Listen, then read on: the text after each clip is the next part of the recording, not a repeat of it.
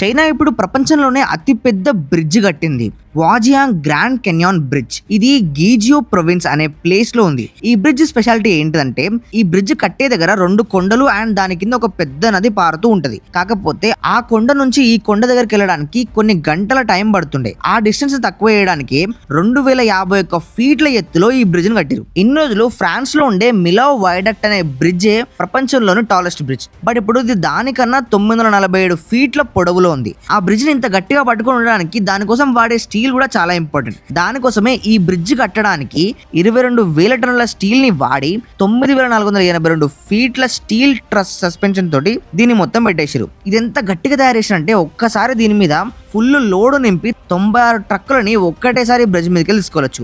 And ఈ కొండల మధ్య ఉన్న ఈ బ్రిడ్జ్ ఎక్కి ఒక సైడ్ నుంచి ఇంకో సైడ్ వెళ్ళాలంటే ఒకప్పుడు 2 గంటల 2 నిమిషాల టైం పడుతుండే. కానీ ఇప్పుడు ఈ బ్రిడ్జ్ వల్ల కేవలం ఈ 3 కిలోమీటర్ల డిస్టెన్స్ ని కొన్ని నిమిషాల్లోనే కంప్లీట్ చేయగలుగుతున్నారు. కానీ ఒక్క డౌట్ ఏంటంటే దీని కట్టడానికి వీళ్ళు చైనా మాల్ కనుక యూజ్ చేసి ఉంటే 1 సంవత్సరంలో మొత్తం అస్సాం అయిపోతుంది. అంతా అస్సాం.